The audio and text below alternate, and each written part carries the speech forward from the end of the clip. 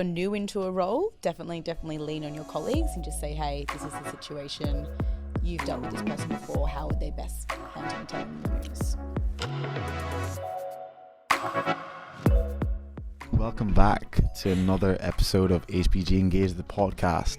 Today I have the pleasure of sitting with Samantha Phillips, who's a medical devices sales rep here in New South Wales. How are you today? Yeah, very well, thank you. Thanks for the warm welcome. No, you're very, very welcome. First of all, thank you very much for sitting down with us. We've been trying to get you on here for a while, but you're a little bit of a jet setter, having a good time. We're here at HPG. We're all about work-life balance, so I was here for you having your holidays and having a good time. So it's good to have you. It's good to have you. Thank you. So you are a medical devices sales rep. Yes. Based in New South Wales, pretty much. But can you just give us a little bit of insight at the start? Where did you go to university? What did you study? And why did you decide to study it as well? Yeah, of course. So from the beginning, I used to actually want to be a doctor. So that was my goal. I said to my dad one day, yep, I'm going to be a doctor. And he's like, cool. Like, what do you have to do to get there? So did a few courses, didn't get the marks I wanted to go straight into medicine. So I started doing medical science at University of Technology, Sydney. Loved it, loved everything about the human body. And then from there, I did really well in the first year, and then I sort of started getting a taste for partying and travelling. Happens all the time. Yes. Yeah. And then that distant dream of wanting to be a doctor kind of got more and more distant. Yeah. And then I just realised maybe medicine's not for me. So I completed my medical science degree and just kind of landed in a sales role, not in medtech, and then did 2 years to get some sales experience, and then found my feet in a medtech role, and then the rest was history. I love that. So the plan wasn't to go into medtech at all. It was kind of just serendipitous, just kind of fell at your feet. Yeah, and I didn't even know that a medtech role existed. I feel like that's a massive issue whenever there's people going through universities. I guess, like you said, you had a plan of being a doctor and it obviously didn't work out, but then you're not really given any idea of what your options are. I find when I speak to people within certain roles within healthcare, they kind of just fell on their feet. Yes. They were doing a nursing degree and they just by chance happened to just fall into this placement, and they realized that they love working with kids, and then they decided to pursue a career in kids. There's not really a set trajectory of like, these are your options moving forward if you do this degree. That's you really kind of figure it out after. For sure. Yeah. I think that could even be like education within the school system, like when you go to see your school counsellor and, they be made aware that this is a career opportunity. Yeah, because like you said, nurses, a lot of physios, a lot of people that did medical science but don't really know what they want to do, don't want to work in a lab, then they kind of find themselves in medtech. Like medical science seems like a good degree to have because it allows you to cover so many different parts of healthcare, I guess. Definitely. Yeah. And then you said that you kind of fell into med tech. What do you mean by that? Like, what position in life were you at to have gotten you to fall into that? So I was working for an IT sales company. So we sold headsets and audio devices, and then we actually went and sold into Striker. So I went and did a tour of their head office. Yeah. Saw it. I was like, what is this company? Did my research, and then I networked. I had a friend that actually worked there that I used to work with in a bar. Spoke to her and she's like, there's a few roles opening, like let me refer you in. And then, the rest was history. I love that. Again, the importance of networking. Oh, so important. The importance of knowing people within the industry and just building those relationships constantly, because you never really know where you're going to be in life, where that person may be of benefit to you or you of benefit to them. Exactly. Even just, proactively reaching out, not burning your bridges. Definitely, yeah. And then now you're in medical devices as a sales rep. Can you speak to me, I guess, what does a typical day look like for you? Yeah, of course. So I'll walk you through my day yesterday. So it was a Monday morning. I thought I had a bit of visibility as to what my day was going to look like. So I was going to do some training in the morning and then go cover some cases in the afternoon. So the morning started, chaos ensued. There's no real predictability in that. Did my training, and then I was supporting cases till about 11 p.m. last night. So 11 p.m. Yeah. So I imagine the day-to-day of someone within your role is not the same every day. It's very, very different. No 2 days are the same. Yeah. But I kind of like that, because otherwise I get bored. Toes, yeah. Office job. I just get bored 5 days a week doing the same thing. So what does your version of, I guess, chaos look like if you had if you'd initially planned out a day that you're going to do, and then chaos, what would take you away from your regularly scheduled programming? I guess chaos would be, so I like to have visibility and have a plan of what my day is going to look like. I know that it's not going to go down to a T, but say, for example, if I had the 3 cases and then I get a call 3 hours before and it's the hospital saying, hey, your kit or your implants aren't arrived, then you go into panic mode, and then like, you got to troubleshoot, and then you've got to think, what hospitals are around there, where can I get this from, how do I get this there in time to be sterilised or in time for the case. So is there a level of you having to liaise with, I guess, people within a customer service company for the medical device within your company that you work for, and then also a logistics manager of some sort, or would you just be the person handling all the logistics if that was to arise? No, so I guess you sort of have to triage. You have to find out the facts, because if I call customer service, they'll say, yep, it was delivered, and then from there I know that it's somewhere in the hospital. If they say we have no record of it being delivered, then I'd go liaise with, say, scheduling or logistics or something like that, and then sort of detective solve from there. Wow. Okay. I'm trying to get my head around that. So where does priority, I guess, take precedent in something like that? What would be the most, so for example, you had your day planned and there's a surgeon expecting your device. Yes. And you get a call, hey, where is this? What would be the first thing you would do then? Take a big deep breath on the phone, try and sound cool, calm and collected, and just say, hey doc, really good question. Let me look into that for you, and I'll get back to you.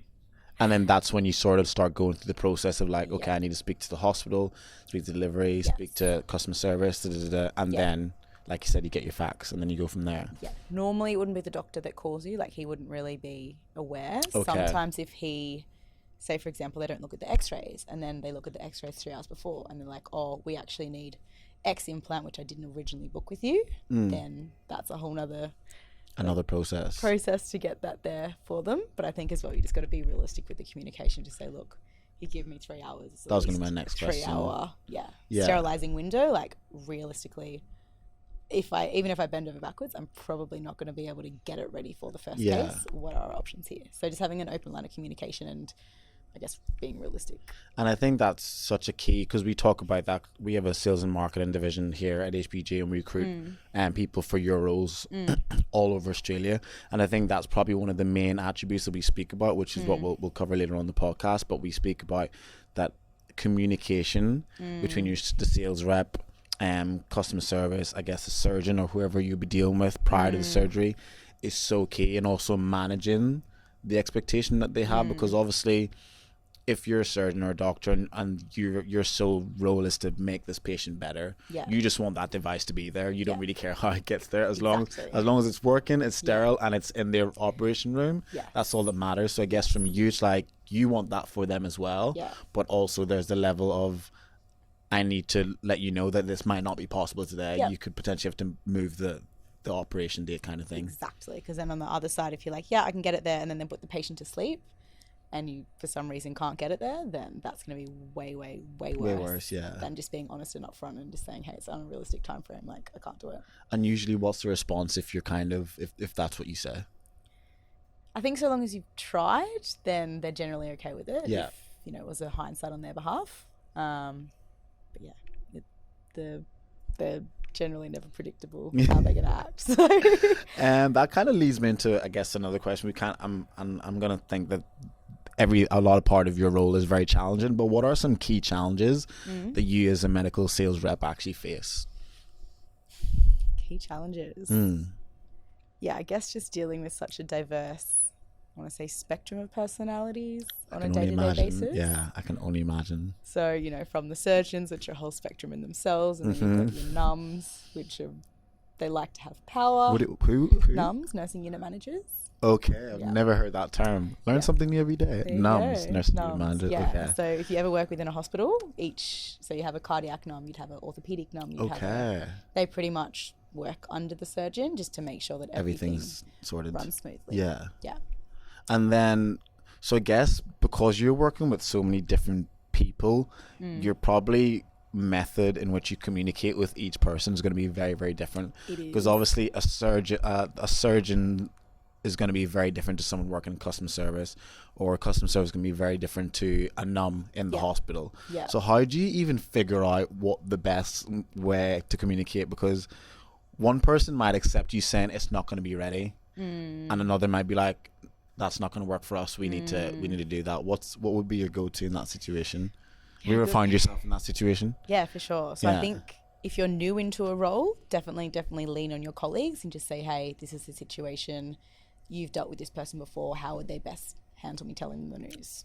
I like that. Lean on your colleagues. Yeah. If you've been in the role for a little bit longer, again, just keeping that consistent communication. Like if you get the list a day before and then you put the booking on and then you get a call that evening to say, hey, the stuff can't be delivered, then I guess just take ownership. Don't say it wasn't my fault, but just say, look, I put the booking on as soon as you booked it. Yeah. This was the steps that I took. Unfortunately, this is what's happened, so we can't get it there. I think honesty is the best policy. Yeah, for sure. Yeah. Especially when you're dealing with such very, very intricate things, like a medical device, which is for a patient on a table. Yeah. The intricacies of the small little details can make a massive, massive difference. Yeah. Do you have any, I guess, key memories or one memory that stands out to you about your experience as a medical sales rep? I got many PTSD experience. Because you're in the operating room quite a bit. Yeah. Because, for example, we obviously follow each other on social media. Like I remember the other day you put up a picture of you in the operating room and the surgeon was playing your mix. That's insane. The surgeon's like, let's put on your DJ mix while I open this patient up. Yeah. That's insane. Yeah, he's known as a techno doctor, and then he found out I was Oh, a DJ. no. Like, he loves That's it. so good. Yeah. That must have been a really cool feeling though. It was, yeah, ecstatic. And he was just like dancing away. He's like, tune. I'm like, yes, I've made it. Head in the game, doc. Head in the game. I know. Focus back on the patient. So, for example, then, when you're in the operating room with are you there the whole way? Yeah, pretty much. Or before. And then you just make sure everything is there. You're there to set the nurse up. You're there to answer the questions during the surgery. Yeah. And then you're there to sort of put stuff away after the surgery. Yeah, so that was going to be my question. So whenever you're in the operating room, what is your main reason for being there? Mostly for clinical support. Okay.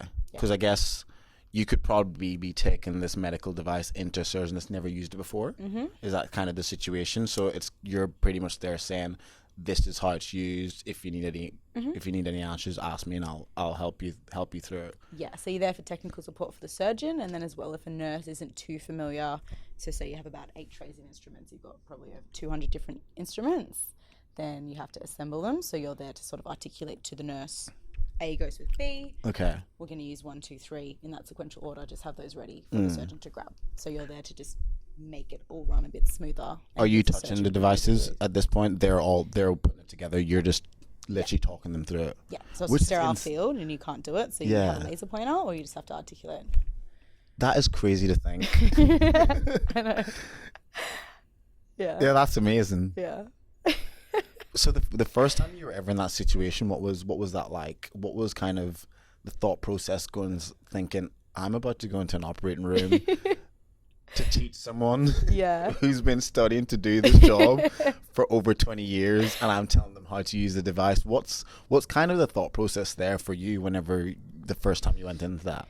Yeah, I remember this day like clear as it was yesterday. I walked into, it was at Northern Beaches Hospital. I think I was like 3 weeks in. I walked up to the hospital and then I see the nurse come out and she sees that I'm the rep and she's like, oh yes, like we've got a rep here. So that made me feel a bit better. And I think going into it, knowing that they would be worse off without me there. Mm-hmm. And I was just like, okay, look, you're adding some value. You're not adding all the value that you can, but you're adding enough that they need. Yeah. Small wins. Yeah, for sure. It's a team. It's a team sport. It is. Pretty much. Yeah. It all makes the call go round, each and every one of you. Exactly. We have these little like posters that had like the back table layout of like the thing. So you just put it up and then the nurse is like, let me do it. I was like, yep, you do it. Because I've got no idea what I'm doing. Yeah, I think you should do it. Yeah. You should practice. Good practice, yeah. I love that. So obviously within healthcare, especially med dev, there's constant new developments and new technology coming out. What is your go-to means of, I guess, staying on top of that, and also then using that within your medical sales career? Yeah, of course. I think LinkedIn has a lot of valuable resources on it. So you've got your companies posting, you've got your surgeons posting. So if they did a paper on, say, I don't know, latest arthroscopy within the knee, then they're more than happy to talk about that. Yeah. So just going on there, seeing in the comments of other surgeons, and then, yeah, using that. There's lots of podcasts that you can do as well. Yeah. And then there's a website called ViewMedi. It's kind of like YouTube, but it's just for medical videos. Okay. Yeah, so you can watch like surgical procedures and different techniques on that as well. I'm loving the real life advice that you've given, because I wasn't expecting you to say LinkedIn. That was not where I was going, but oh really? no, it's true though. I mean, I know, because obviously we're a recruitment company, so Yeah. we know LinkedIn is so important. Yeah. But the first thing I wouldn't have thought LinkedIn. So Yeah. that's amazing. So what did you say? You said LinkedIn because surgeons post quite a lot of research on there, and there's always conversation in the comments. A lot of the younger, more up and coming surgeons will Yeah. do like videos. We'll take advantage of the social media. Yeah. Podcasts as well. Yeah. And what was the website? That's YouTube for surgeons? It's ViewMedi. ViewMedi. Yeah. Okay. Yeah. Amazing. Okay. And then you actively would go and have a look to see what's happening within that, and then you would take that and use it within your day-to-day role, I guess. Yeah, and that would just be more if you wanted to have a chat to a surgeon about, I guess, their incision approach or something like a new and upcoming technology. Then you could sort of use that and say, oh, I saw a really interesting video on this. What's your thoughts? And then sort of have a Okay. conversation Again, from there. building that relationship and Yes. building that networking, Yes. which actually brings me on to my next question. Yeah. How do you build that trust with your customers? Because, I mean, we've got plenty of medical devices companies across the world, in Australia, New South Wales, plenty of medical reps, and the competition's obviously there. Yeah. What is your go-to in order to do that, I guess, is what I'm asking. Yeah. So I think How do you convince them to trust you and your devices? naturally it takes time. I think earning the right to sell, just being yourself, going in, saying hi, like they are people at the end of the day. Yeah. Just having that open line of initial conversation Build that definitely rapport. helps. Yeah. And then just asking questions. Like surgeons love talking about themselves. Okay. Surgeons, do you hear that? Yeah, no. But, so I'm like fairly new into this newest role, 5 weeks, and I just ask questions, Yeah. read the room, obviously, at the appropriate time. Hey, doc, that's really cool. I haven't seen this before. Why do you do that? And then they start talking, and then they start opening up. And then from there, you kind of get that open dialogue. And then if it permits, you can sort of start asking, oh, so where did you do your training? Oh, in France. Oh, cool. Like just have those conversations. You're trying to build that relatability. Yeah. And I guess it's, like you said, it's good to ask them the questions, because the more they talk, the more they'll end up revealing, and then the more you'll get to see, I guess, what their needs are without them even them even realizing. Exactly. So they Just can like- mention that, oh, we do this. This last surgery was a bit of a struggle because so and so and so, and you're like, oh my goodness, funny you should say that. My device helps you do that. Yeah. So Yeah. you get their pain points. I guess Exactly. you can see what other devices that they're using. Not use that as insider knowledge, but Yeah. next time you go see them. I mean, say, it's sales. Yeah. Oh yeah, no, It's it is. literally what it is. Yeah. I love that. And then in terms of, so if a surgeon was to come to you with concerns about a device, Yeah. how would you handle that, I guess?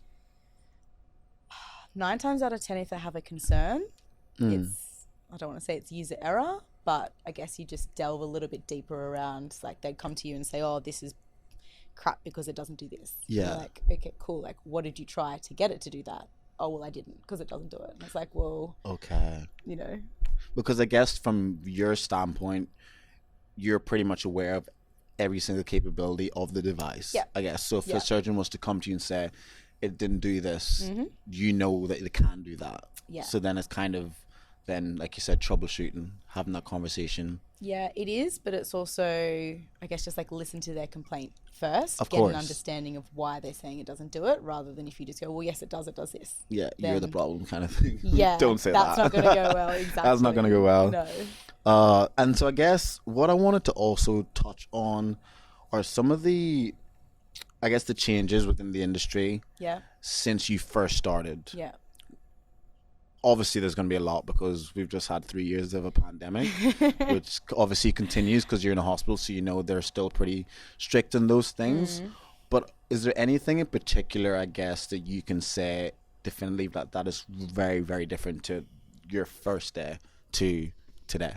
Yeah, I think there's been a lot of changes in regulations. Like in the medtech industry, there's been a lot of tightening of restrictions, what you're allowed to do, what you're not allowed to do. You have to document, even if you go buy a surgeon coffee, like you have to have a sales agenda meeting to claim it because they're a healthcare professional. So it's not seen as bribery, I guess. Okay, so it's got to all be documented. So before, when you first started, that wasn't a thing. You could claim document coffee. Like if it was a coffee. If it's just like, oh, do you want a coffee? You wouldn't have to have that thought process of I need to write this down. Yeah.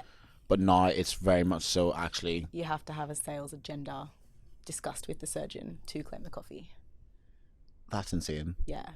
So. And you think that derives from what the level of competition that there is now within the industry, or what do you think that where that stems from? I think so. Yeah. I think a few companies have been sort of dragged through the mud, like, oh, you know, you've bought me a trip over to America in order for me to use more of your products. So I think it's just having that transparency. I mean, a coffee and a trip to America is very different. I know, but it's kind of like, where do you, where do you draw the line? Yeah. Because, I mean, it's very much everyone wants to be making money at the end of the day as well. So I can imagine that was happening as well. Yeah. Okay. So probably a cost-saving thing as well. There have been a bit more tighter restrictions around costs as well. So, you know, supply chain, everything, like cost of inflation, that's all causing an increase. Yeah, everything costs associated with implants, everything like that. So that definitely plays a part as well. And in terms of your experience during the pandemic as a sales rep, because obviously we all know sales rep you can move around quite a bit. How was that then for you, trying to navigate the world that you've always known as a sales rep, and then now not being able to really do that because a lot of it's very face-to-face interaction with your customers? Yeah. What was that like for you? Yeah, it's tough. And I think as well, like a lot of the surgeons, I had some heart-to-hearts with some of my surgeons, and they've lost, 80% of their income. Yeah, for sure. Overnight, and they just couldn't operate. So I think it's about being respectful to them, having those conversations, and just say, yeah, it sucks. Like, it's not the right time for me to push a product on you. A, because you're not operating. B, because you've got so many things to worry about. Yeah. And what's like your biggest learning curve from that whole experience, I guess? Just being empathetic, like.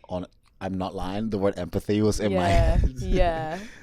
For sure. Even taking that out of like the COVID thing. Just realizing that, the surgeon's main thought isn't just the implants or isn't just the rep. They have so much other stuff going on. Yeah. Okay. So putting yourself in their shoes before you, I guess, jump to conclusions or make any rash decisions. Yes, for sure. Yeah. So I guess if we go into the industry, you've been in the industry for about 5 years now. Yep. 5 years. And you said that you weren't even planning on being here. You wanted to be a medical doctor, and then this kind of just fell into your lap, and you're loving it so far. What advice could you give to someone who's maybe thinking about starting a career within medical devices? Yeah. Network as much as possible. Just reach out to as many people. If there is a job opportunity at a company, just go onto LinkedIn and see people that are similar in your role. Reach out to them and say, hey, can I use 5 minutes of your time just to pick your brains, A, about the role, B, about the company. Just make sure that it's A, a good fit for you, and B, that you have an understanding of what the role actually entails. I think that's key advice I'd give. Do you have another one? I should have asked you 3. Just advice, for someone. Yeah. Networking. Yeah, just do your research. Stay up to date with the latest technologies. And number 3, just start building resilience. Sales in medtech is one of the toughest gigs I think you can get. Like, you get told no so much. So, start practicing your resilience, because it's only going to get harder. And my next question, which is a bit more of industry insight as well. So based on your experience, what are probably 3 qualities that you say make a good medical sales representative? Very, very good question. So at the beginning of my career and now would have been like 3 totally different answers. Okay, can I get both then? What would be the beginning of the career? Okay, beginning of the career, I think know your stuff before you go sell to a surgeon, because there's nothing worse than not knowing your stuff and doing a sales call or pretending to know your stuff. I think just being able to mirror different types of personalities. Like we mentioned before, you have to deal with a whole array of people within, I guess, the buying process, within going into a hospital. So just if someone's in a bad mood and they're normally really nice, just know, okay, maybe they're not in the mood for small talk today. Read the room type thing. And then thirdly, always reach out to your colleagues. Like it can be quite lonely and isolating in a territory role because you're moving around quite a lot. Yeah, you are. You're on the road quite a bit and you're left to just, I guess, manage your own territory to your own device. So even just reaching out to colleagues to say, hey, how's your week? What wins have you had? What losses have you had? You can, I guess, learn so much from them. Your colleagues are just invaluable, and then also helps you make you feel less lonely. So wait, I forgot. So you were a territory manager for a while. Yes. How was that experience for you, having to, I guess, move around? Yeah, it was good. So if you start as a junior territory manager, then you're sort of not allocated to a single territory. You pop around quite a bit. You help out the other more senior territory managers. When you have your own designated territory, that's when you have your set hospitals or your set surgeons. And then from there, you travel around a bit less. So things become a little bit more familiar. Okay. All right. Yeah. And then what are 3 qualities that you think are important for a medical sales role? Yeah. Definitely. Today? Yep. Communication. Just having that open line between the nurse, between the surgeon, between customer service, and managing that expectation. Definitely very important.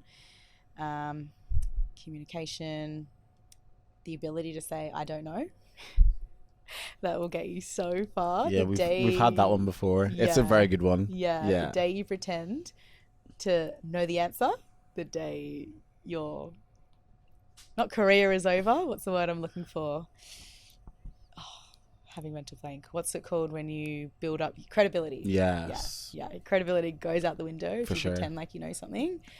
I also feel within healthcare, you don't have the wiggle room to pretend to know something. No. It's people's lives at stake. If you don't know something, you just got to say you don't know. Yeah. But I'll find out. Yeah, exactly. I'll figure it out and I'll let you know. Even just stroke the surgeon's ego, go, really good question. Yeah. I think I know the answer. I just want to make sure. Let me get back to you in 2 minutes. Is that all right? And they'll be like, yeah, cool. Because they'll be like, ooh, I stumped them. Yes. I stumped them. In reality, like, I've got no idea. Oh, and then the third one? So communication. So I don't know. Saying I don't know. And I think as well, definitely in the orthopedic space, is just feeling comfortable saying no. So when you start out, you're all about serviceability. You're all about wanting to, I guess, just please the surgeon, please your colleagues. It kind of gets to a point where it is taxing. You will burn out. Yeah. Knowing your boundaries and knowing where, like, say if you've done 3 late nights and then someone's like, oh, can you cover this case for me? Just say, hey, look, I've had 3 late nights. I can't. Putting yourself first and saying no. And I think as well, setting that expectations with your hospitals that you're not going to come cover every single case. Yeah. Like, it's one thing to be the cool rep in the room that they want there every single time, but you can sort of get into that hand-holding practice. And then that's when you're going to be there all hours of the night, all hours of the morning. So is there a particular amount of times that you would, I guess, go into the hospital with a surgeon for them to operate with your device? So for example, if you go in for the first time, you say, would they need to have you in maybe 3 or 4, or does it depend on the actual surgeon? So one surgeon might need you in 5 times, one might need you in 3. How do you even manage? This is just a question that's popped in my head. How do you manage that expectation of your availability as well? Yeah, it depends on the surgeon. It depends on the level of the nurses. So if the nurses are more than comfortable, if they know what they're doing, then you don't really need to be there. Yeah. And that's pretty much it. Yeah. Okay. Yeah. It depends as well, I guess, on what other cases are there, because sometimes you may need to physically be there, even if you have a very experienced theatre going on. Team and if you've had, say, 4 cases the day before and then 2 cases that morning of, then there's going to be a lot of implants missing. There's going to potentially be the risk of trays not being ready. So just to make everything go smoothly, then you might just have to pop in the hospital in that morning. Just make sure that Make sure everything's CSSD's there. across it, the nums are across it. Yeah, everything's there for the case. Okay. Yeah. Beautiful. Yeah. And final question. Mm-hmm. What are your hopes for the future of healthcare? Wow, what are my hopes? I hope that technology is going to play a big part in the future. I hope that it doesn't play too big of a part, if that makes sense. And I completely get it. Yeah? Yeah. You see some of those futuristic movies and you're like, wow, that We is need some scary. human elements Yes. constantly. Yeah. Yes, like no AI nurses or things like that. They actually are starting to introduce that in regional hospitals. So they'll have like an AI. So I think it's for pediatric patients, but you'll go into the hospital and then they'll have like an AI system or like a computer system talking to the you patient. through. Yeah. And it's Okay, like asking you the pre-questions and then like a pre-screening kind of thing. Pre-screening. Before they put you into the inpatient or whatever. Yeah, but because they don't have the doctors up there, if it gets flagged in the pre-screening that, hey, baby's underweight or something like that, then it'll tell you to set up an appointment with a doctor in like a bigger city. So okay. No, we can't be doing that. No, it's quite scary. Yeah, that is scary. But on the contrary, like they can't get the staff out there. Also true. So it's good that they have, I guess, access to healthcare. Yeah, but it's like trying to find that balance. Yeah, it's scary what is happening there now and what that can become. Yeah. Yeah. So yeah, futuristic, but not too futuristic. And yeah, I hope we get more nurses because I think the industry is struggling at the moment. I saw a statistic the other day that I think it's 1 in 3 nurses are thinking of leaving. Like their conditions, working conditions. Privates are a lot better, but sometimes the public, they just get overrun. Yeah. It's the same. It seems to be a thing everywhere, especially like the UK. Everyone knows the NHS is completely overrun and they're having strikes all the time. So that seems to be the case across so many different countries. So I'm hoping, I'll be the same. That hopefully that changes in the near future. Yeah. Just pay them more. Give them more money. That is it. Perfect. Cool. Thank you very much, Sam, for sitting down with us today. That was an amazing. I hope everyone that has listened has learned quite a bit. I know I have, given us an insight into a medical sales representative. Thank you. Thanks for having me. That Thank was you fun. very much.